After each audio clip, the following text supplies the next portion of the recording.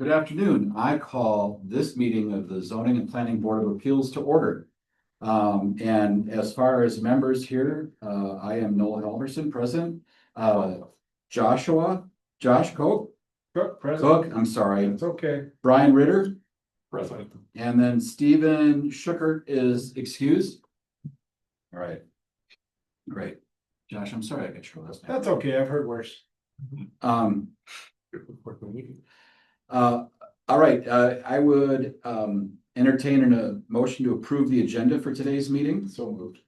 Or should we, Josh, that was a motion to approve putting item F1 first, I believe, right? It absolutely was that motion exactly. All right. Brian, that was your second. And that was my second. All right, we got a motion and a second to approve the agenda by making one change, putting item F1 first. Any further discussion? Here, none, all in favor signify by saying aye. Aye. Opposed, motion carried. And then approval of minutes of the September 15th meeting. Oh, sorry. Well, no, we put F1 first. Let's do F1 first because that's next. So anyway, we'll do the rest of it later. All right, well, thank you everybody for taking the time. As you may have heard, there are some changes to this board's jurisdiction, namely overseeing the appeals of any license or permit application under chapter 10. And the way that's going to work is going to look very similar to the process that John takes you guys through. If an application is denied and it gets appealed, the staff member that is responsible for making that determination will be present here. It won't be John, it will be somebody else, a different staff member there. And my expectation is that they're going to walk through a very similar process like you guys see right now. They'll include a PowerPoint which highlights the certain ordinance section that we're talking about. And at that point, the staff's going to be responsible for proving that they're correct in their denial. And so that's going to look a little bit different for different things, but generally that's going to be citing to an ordinance section and maybe showing supporting evidence that someone isn't qualified for that license or permit. And really then it's up to the board to decide if the staff has met their burden to prove. And that's as far as it would go. It wouldn't have to find any factors. The board would just have to find that the evidence supported the initial denial in that instance. So for like an example, there could be a situation where the applicant fails their inspections. And in that situation, if the applicant felt like they should have been denied, they can appeal, the board would hear that appeal, and in that situation, the inspector would be present and say, we found deficiencies in these 3 different sections, and it did not pass our code. And they'll have the supporting evidence for that. It might be that they don't have the proper fire extinguishers. It might be that they don't have proper egress. But whatever it is, they would show that evidence and the board would have to determine if that met the criteria for denial.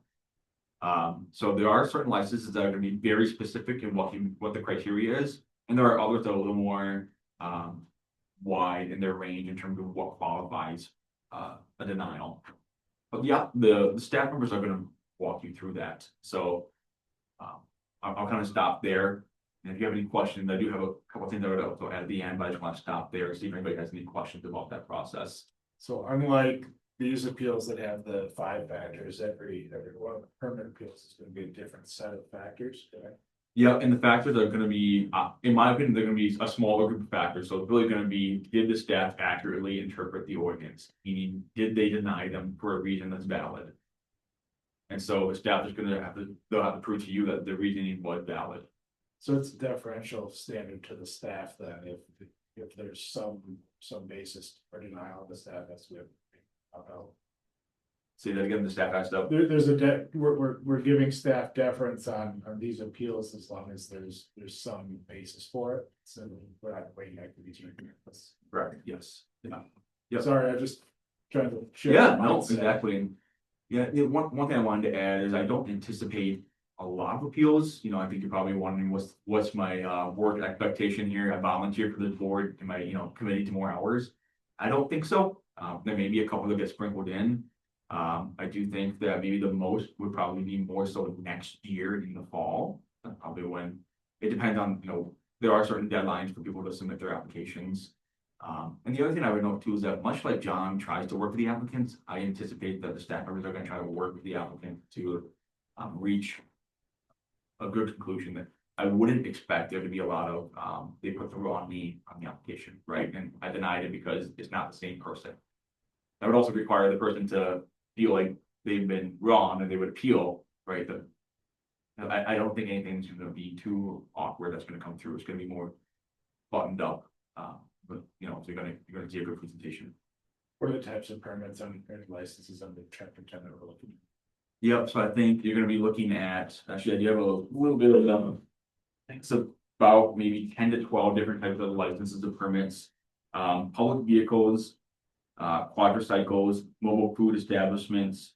Could also be junk salvage, pawn dealers, secondhand massage establishments, adult entertainment facilities, entertainment facilities.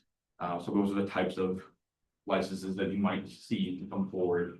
Could this also be like liquor licenses or those sorts of things, or is No, that, it won't be liquor at all. Liquor has a different, they got a different process? yep, they have a totally different process. Liquor license has its own chapter in the statute, that talks about all the different things that council oversees that process. Okay. Yep, And so I'm assuming things like there'll be we're not gonna be put in a situation where it's like, okay, here's the applicable bit of code. And we got two people talking to us about their positions. It's gonna be, here's the photos of the thing, and you can see the code says it's gotta be X and it's not X in this photo. yep, yeah, I think it's largely gonna be like Or that. here's the police record and it says you can't have police records, so here's the. Yep, And that was kind of my question for our state is, as long as there's some reason to uphold the staff decision, we have to uphold. So from here, yeah, correct. whether we think it's a good idea or a bad idea or otherwise, as long as there's some reason for it. Yeah, it's similar to how you would operate, you know, with a zoning question, right? You may come to a conclusion that you maybe don't agree with personally, but you worked under the factors and you either find them or you don't find them in these factors. It'll be kind of similar in that situation too, where you may have a personal opinion, but you know, if the evidence supports a decision, then that's the way that you should, we should in good conscience vote that way. But again, it is up to each board member to come to that decision, but yes. And it'll be simple majority vote for upholding or overturning those decisions? Correct, yep. And the other thing too is that, in the scenario that, I suppose the really only scenario would be that if you vote against the, applicant, their next step would be circuit court. It would not go to council, so it acts a similar way here, where it's in the final. Yep. Yeah, so, a lot of them are they're gonna go through like that clerk inspections and probably PD, so there's gonna be 3 different, departments that are overseeing the licenses and permits. So you may see any one of those departments come up. You may see multiple of them come up if it arises. Could a building permit be one of the permits? A building permit would likely not be one of them. Okay. That's a chapter 8. But I recognize that, like, if it comes under 44, it could have tangential building related issue, but it wouldn't be a building permit itself.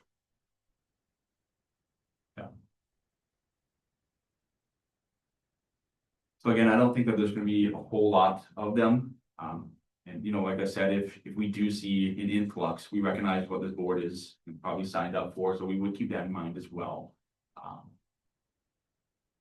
Or we would be aware of that.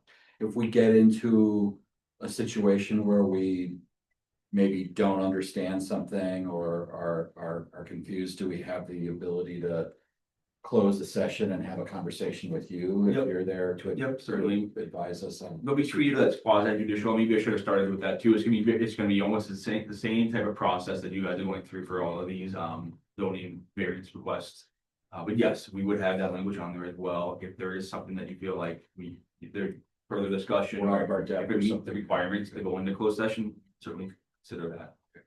My only request is for whatever staff is showing up for these things that they prepare as well as zoning staff does for the 5 factors and everything. Yep. It's always laid out pretty well for us to be able to follow one way or another. I think our staff does a great job of explaining how this process works up here, and that would be my intention as well, but the rest of the city staff would also follow those steps. Visually, it's helpful. Thanks, Josh, for the questions. Brian, you got anything to ask about on this? No, not really. All right, yeah, we'll know more after we have our first one. I'm Yeah, and I sure. appreciate that, you know, there may be questions along the way, if you feel like you would like more. I guess explanations or experience with it, we can certainly put something on a future agenda as well to talk about it. And you know, if we do know of like an influx coming, we would probably prep the board ahead of time just to make sure everybody's aware of what it's gonna look like. But I anticipate that they're probably gonna be more one-offs. Yeah, I mean, I think certainly one of the things we might want to do, particularly if the elements of a section of the applicable ordinance or rulemaking is either complex or not explicit, right? And it's like generally accepted practice or something, we might need to have a little bit of education at the front end of that, so. Yep. Yeah, I agree. And John, Yes, it does not look like we'll be able to get anybody there in the time. okay.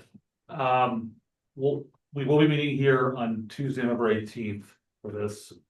That's our next scheduled meeting. Okay. We'll proceed with at that point. I will make sure that I'm in person at the next meeting. Appreciate it. Thank you very much. Right. Thank you. Bye. All right, if there's no further discussion on this item, F1, thank you for the heads up. There's nothing else, we'll move on. Okay, all right, approval of the minutes of the September 15th meeting. I'll motion to approve. Second. Got a motion and a second to approve. Any further discussion? Hearing none, all those in favor say aye. Aye, opposed, motion carried.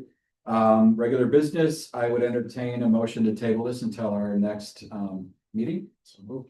And second. Got a motion and a second to table. Do we have to act on that, or is we just table it? You can act on it. All right, Yeah. all those in favor signify by saying aye. All right. Aye. By opposed, motion carried. All right, we've already done F1. F2 is next meeting is Tuesday, November 18th. Be there or be square. And last but not least, entertain a motion to adjourn. So moved. And second. All right, we've got a motion and a second to adjourn. All those in favor say aye. Aye. Thanks, guys. Yeah, I do appreciate